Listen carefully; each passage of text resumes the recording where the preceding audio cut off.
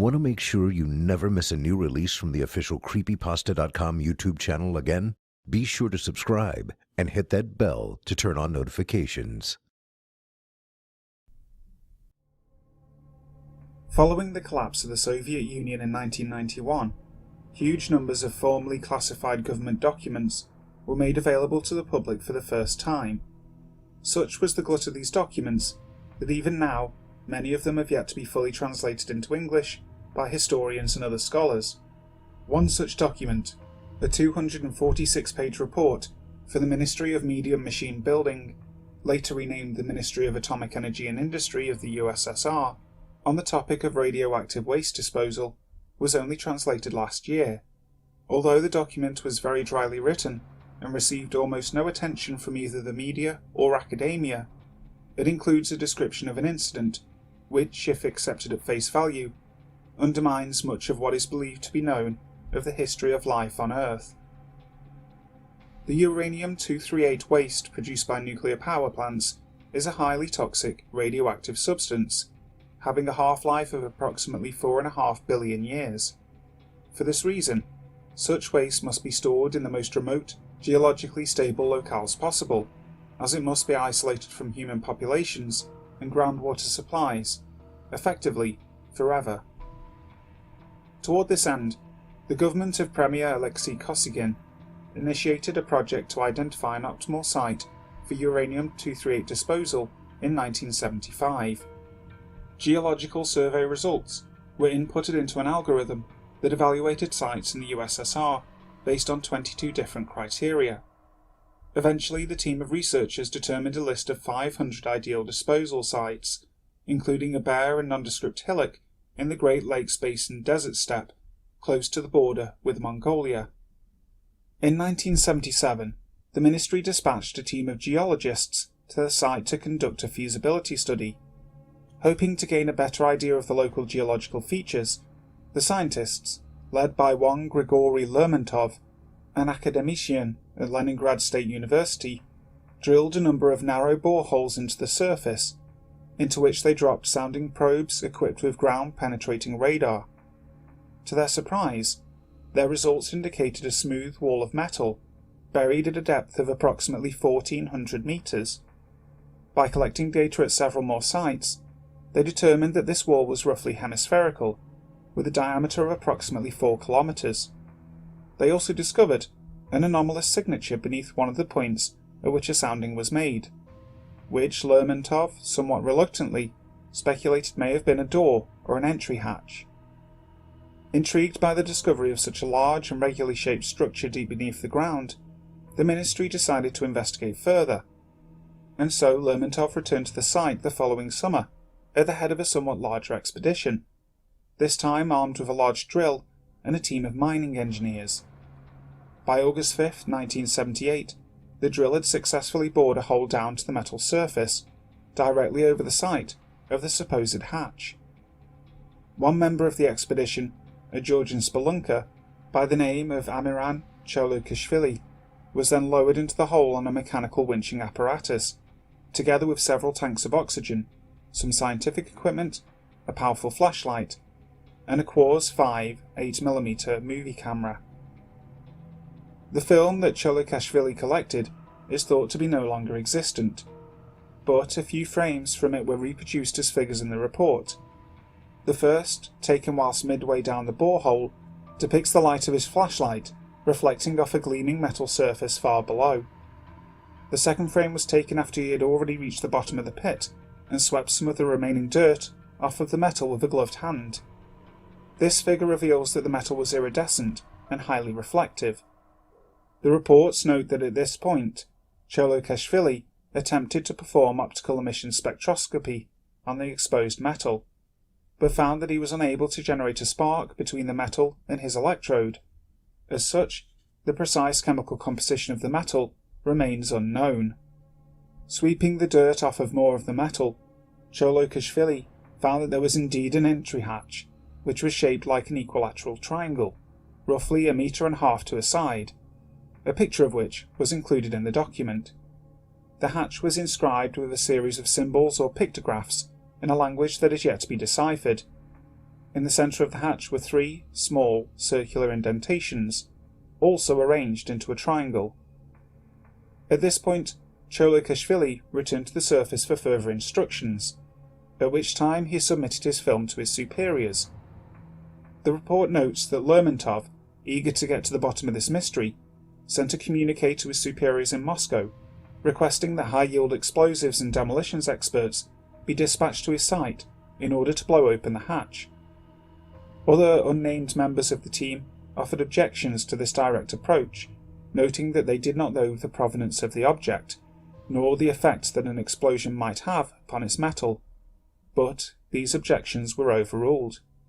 Given the remoteness of the site, Lermontov's superiors advised him that any logistical support would take approximately a week to arrive. The researchers were ordered to stay put until then. During this time, medical reports included with the report indicate that the spelunker, Cholokashvili, was prescribed sedatives from the infirmary tent on 3 occasions, in order to treat unspecified nocturnal disturbances.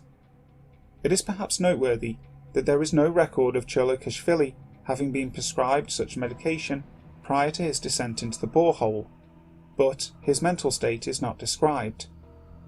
What is mentioned is that approximately 6 days after the initial descent, Cholokashvili decided then to do it again, late at night and without either authorization or support.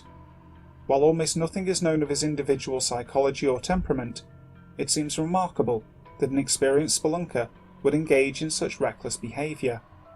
Indeed, together with his previously mentioned treatment for nocturnal disturbances, it does not seem unreasonable to speculate that Cholokashvili may not have been in his right mind at that point, and that indeed he may have even been sleepwalking. Whatever his motivation, Cholokashvili apparently succeeded in rappelling down the side of the borehole, as the next morning the Soviet scientist was shocked to discover the hatch at the bottom of the pit had somehow been opened wide. Moreover, the Georgian explorer had apparently purloined a movie camera, a reel of film, and several pieces of scientific equipment, including a Geiger counter, to take with him on his descent. It remains unclear how he managed to pry open the hatch. Attempts to establish radio contact with Cholokashvili proved unsuccessful for nearly 2 hours. Then, just before a rescue party was to be lowered in after him, he was seen to emerge from out of the hemisphere, dragging a medium-sized ceramic canister. The hatch immediately closed once again behind him, after which he seemed to collapse upon the hemisphere's metal surface. Lermontov then dispatched his rescue party to bring the spelunker with them out of the borehole. Cholokashvili remained alive for a further 3 hours following his rescue, but spent this time in a delirious state, occasionally babbling unintelligibly but unable to answer questions about either his inexplicable behaviour or what he had found within the dome. Physically, he showed symptoms of severe radiation poisoning, with burns covering much of his body, in addition to other abnormalities. In particular, Mr. Cholokashvili was described as suffering from extreme necrosis of the lower legs, with the bones in his feet being described as almost chalk-like. One doctor notes in the report that if she had not known better, she would have concluded that Cholokashvili had been suffering from extremely poor circulation in his lower extremities for months or even years. It should be noted that neither necrosis nor osteoporosis are known symptoms of radiation exposure. The report does not speculate as to the cause, but notes that the result of post-mortem toxicology tests remained pending at the time of writing. Unfortunately, the film captured by Mr. Cholokashvili fared little better than the spelunker himself. The report notes that most of the film reel showed damage characteristic of exposure to high-energy gamma radiation. Nevertheless, a few segments of the film did manage to survive with only minor damage, and the material contained therein is potentially very telling. Notably, the report includes descriptions of 2 brief clips appearing to show the interior of the chamber, as well as frames from these clips. The first clip is approximately 8 seconds long, and begins with a shot of the distinctive triangular porthole, seen from above and illuminated with a flashlight. The interior wall of the dome appears to be made from the same iridescent metal as the exterior. The cinematographer presumably Cholokushvili himself, then pans the camera down to reveal a room full of containers of various shapes and sizes, ranging from standard steel drums bearing radioactivity warning symbols and text in Latin, Cyrillic, simplified Chinese, Hindi, and Arabic writing systems, to more elaborate containers of unknown material and manufacture, bearing unrecognizable labels in unidentified scripts. The second clip is 19 seconds long, and a good deal more difficult to decipher. The report describes the camera work as extremely unsteady and prone to unaccountable optical distortions, but it seems to show the cinematographer attempting to make rapid egress from the chamber, scrambling over fallen containers toward a cord dangling from the hatch. The ceramic canister carried out of the dome by Cholokushvili was also recovered from the borehole. This canister was cylindrical in form, 60 cm high by 25 cm in diameter, and was identified as being a standard rated medium-sized drum for radioactive waste disposal. Upon analysis of the spectrographic data, the drum was found to contain uranium-238 and lead-206, as well as trace quantities of several other isotopes, most notably uranium-234 and thorium-230, all of which are along the decay pathway for uranium-238. The relative concentrations of these elements indicated that the canister had been in place for approximately 2.1 billion years. The report concludes by noting that further research will be necessary before drawing any conclusions as to the nature of this incident, the provenance of the hemisphere, the contents of the other containers, or how such artifacts, including some of manifestly recent design, could have been underground for so many years. Mention is made of a forthcoming follow-up report from a second expedition, but a record of this report has not yet been discovered in the declassified literature. One final note should be made concerning the aforementioned babbles made by Cholokushvili in the final hours of his life.